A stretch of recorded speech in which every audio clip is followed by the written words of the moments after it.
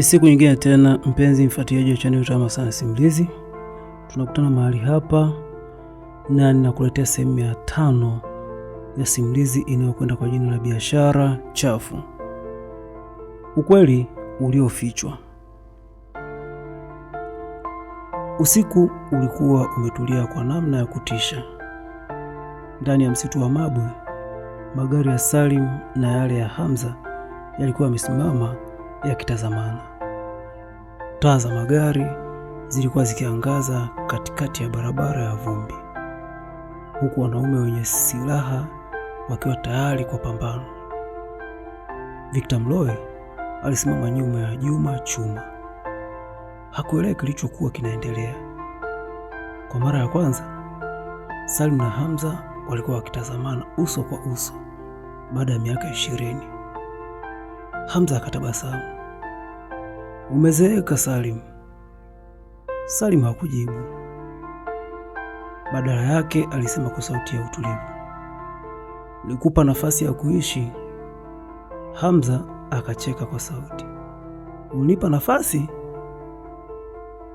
Hapana, wewe ndiye uliyejaribu kuniua." Victor akageuka haraka kumwangalia Salim. "Kumuua?"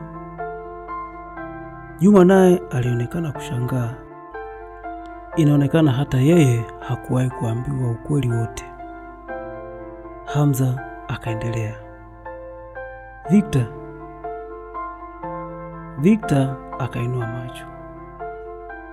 "Unajua nilikuwa nani kwa Salim?" Victor akatikisa kichwa, kuashiria kwamba alikuwa hajui chochote. Akajibu, "Hapana, sijui."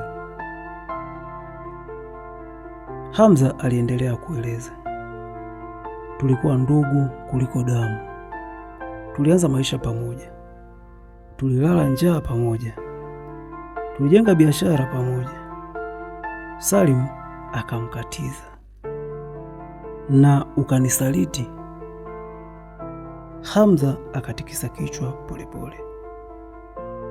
"Huo ndio uongo ambao umekuwa ukiwaambia watu wote." Kimya kizito kikaangukia msituni. Hamza akatoa faili dogo jeusi kutoka kwenye koti lake, akalitupa mbele ya Victor. "Lichukue." Victor akalitazama. Salim hakusema chochote, akaokota faili lile. Alipolifungua, ndani kulikuwa na picha za zamani. Picha ya kwanza ilimwonyesha Salim na Hamza wakiwa vijana. Picha ya pili ilionyesha ghala lililoungua kwa moto. Picha ya tatu ilimfanya Victor ashindwe kupumua. Ilikuwa picha ya Salim akiwa amesimama karibu na miili mitatu iliyofunikwa kwa mashuka meupe. "Hizi ni picha gani?" Victor akauliza. Hamza akajibu kwa sauti nzito, "Hao wawili,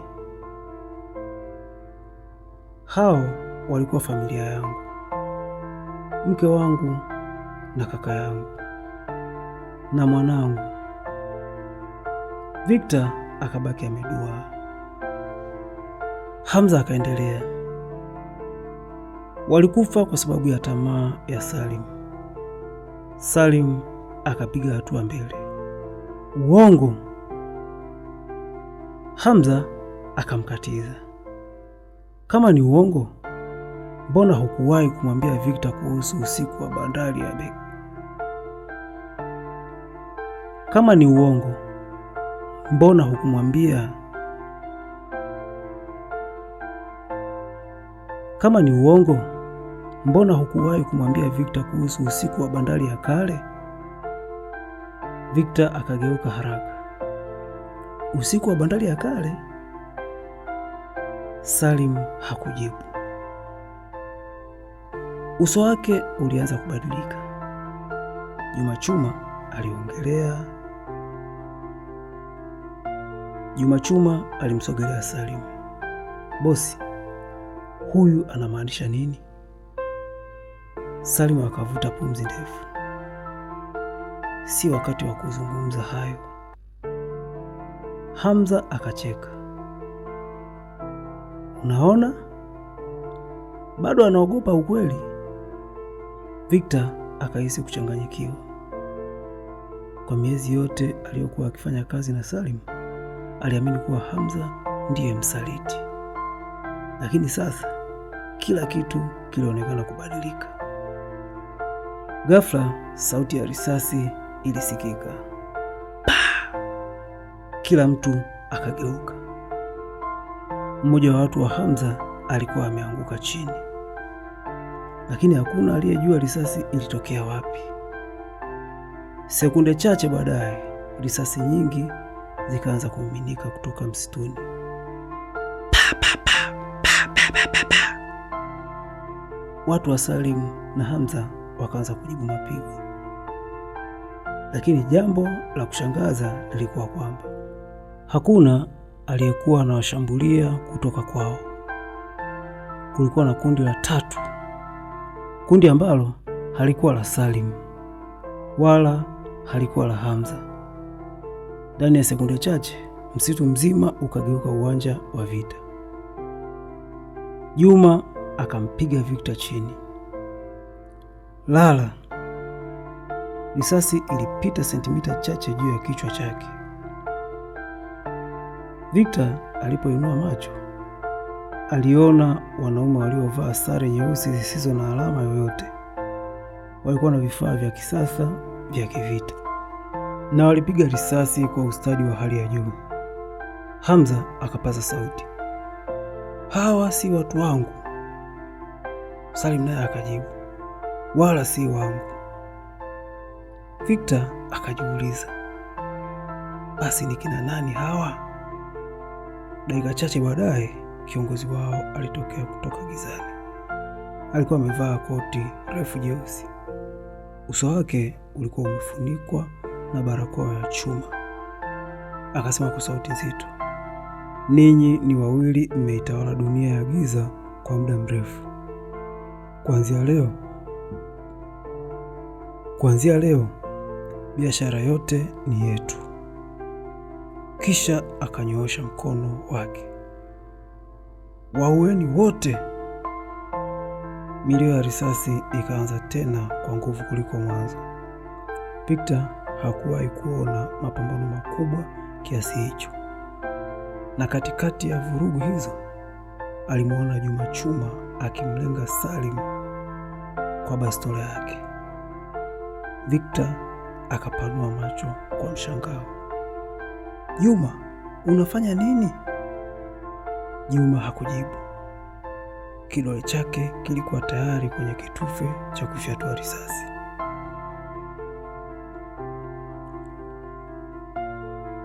Tunakwenda mapumziko kidogo, tukirudi tutakutana na risasi ya usaliti.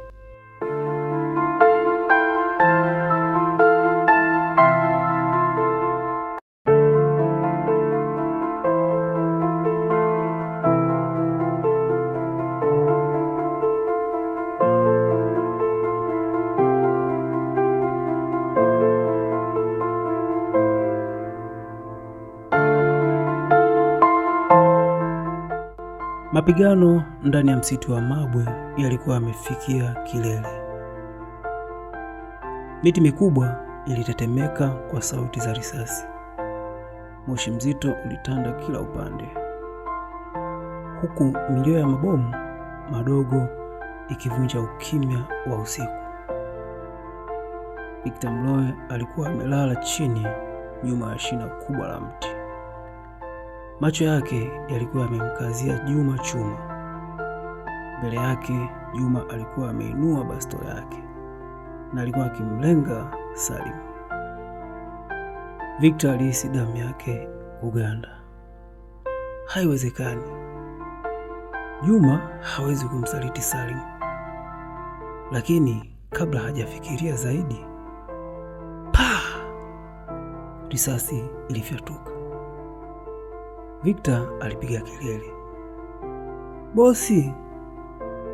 lakini risasi haikumpiga Salim. Juma alikuwa ameugeuza mwelekeo sekunde ya mwisho na kumpiga mtu aliyekuwa amejificha nyuma ya Salim. Mwanaume huyo akaanguka chini mara moja. Salim akageuka kwa mshangao. Juma akapaza sauti, walikuwa wanakutega. Salim akamtazama kwa sekunde chache, kisha akatikisa kichwa kwa ishara ya shukrani. Victor akatoa pumzi ndefu. Alikuwa amedhani usaliti umeanza, lakini kumbe Juma alikuwa ameokoa maisha ya Salim. Hata hivyo, mapambano hayakuwa yamekwisha. Kundi lile la watu waliovaa sare nyeusi liliendelea kusonga mbele. Walikuwa wamepangwa kwa nidhamu ya kijeshi. Kiongozi wao aliyekuwa amevaa barakoa ya chuma hakufyatua risasi hata moja. Alikuwa akitazama tu, kana kwamba alikuwa anasubiri jambo fulani. Hamza akamwangalia Salim. Hawa si watu wa kawaida. Salim akakubali kwa kichwa. Nimewahi kuwaona miaka mingi iliyopita. Victor akasikia. Kina nani? Victor akasikia. Ni kina nani? Salim hakutaka kujibu, lakini Hamza akasema, ni kundi linaloitwa Kivuli. Jina hilo lilitosha kumfanya hata Juma anyamaze. Victor akaona wazi kwamba hata watu waliokuwa wakiogopwa nchini walikuwa wanalihofia kundi hilo. Dakika chache baadaye, kiongozi wa Kivuli akapiga makofi mara mbili. Mapigano yakasimama ghafla. Watu wake wote wakashusha silaha kana kwamba walikuwa wamepewa amri moja kwa wakati mmoja. Kisha akapiga hatua mbele. Salim, Hamza, mmefanya kazi nzuri kwa miaka 20, lakini sasa muda wenu umeisha. Salim akamjibu kwa sauti ya utulivu, wewe ni nani? Mwanaume huyo akacheka, utanijua, lakini si leo. Akamtazama Victor moja kwa moja. Wewe ndiye Victor Mloe? Victor hakujibu. Kiongozi huyo akaendelea, una akili, una ujasiri, lakini umechagua upande usio sahihi. Victor akahisi tumbo lake likikaza. Hunijui? Mwanaume huyo akatikisa kichwa. Ninakujua kuliko unavyojijua. Maneno hayo yalimchanganya kabisa Victor. Ghafla sauti ya helikopta ikaanza kusikika kutoka angani. Kila mtu akainua macho. Mwanga mkali ukamulika msitu. Kiongozi wa Kivuli akatabasamu. Muda wetu umeisha. Akapiga filimbi fupi. Ndani ya sekunde chache watu wake wote walitoweka msituni kwa kasi ya ajabu. Walitoweka kana kwamba hawakuwahi kuwepo. Helikopta ilipotua haikuwa ya kundi la Kivuli, haikuwa ya Salim, haikuwa ya Hamza. Ilikuwa ya kikosi maalum cha usalama. Askari wenye silaha waliteremka haraka. Kila mtu akae chini. Salim akamnong'oneza Victor, ukikamatwa leo utapata nafasi ya kueleza chochote. Juma akaonyesha njia ya kutorokea kupitia kichaka kizito. Bosi, twende. Lakini Kabla hawajaanza kukimbia, Victor alisikia sauti ya mwanamke ikipaza, "Victor!" Aligeuka. Alishangaa kumwona Neema Kweka akiwa amesimama karibu na askari akiwa ameshika kamera mkononi.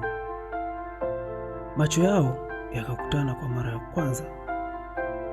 Neema akamwangalia kwa sekunde chache, kisha akasema kwa sauti ya chini, "Najua wewe si mtu mbaya kama wanavyodhani." Victor akabaki ameduaa. Anajuaje? Na kabla hajapata jibu, Juma alimvuta kwa nguvu, "Ukibaki hapa utakufa." Victor akakimbia pamoja na Salim na Juma kuelekea ndani kabisa ya msitu. Lakini hakujua kuwa picha ambayo Neema alikuwa ameipiga sekunde chache zilizopita ndio ingekuwa ushahidi ambao ungeanza kubomoa himaya nzima ya biashara chafu. Kuanzia sehemu ya 6, simulizi itaingia kwenye hatua mpya ambapo siri za zamani za Salim zitaanza kufichuliwa. Neema anazidi kumkaribia Victor na kundi la kivuli linaanza kutoa biashara zote za magendo, likianzisha vita hatari zaidi kuliko vyote vilivyotangulia. Sasa hakikisha haukosi sehemu ya 6 hapa Hamasa na Simulizi, ili upate majibu yote ya sehemu itakayofuata hapa. Asanteni sana kwa kunisikiliza.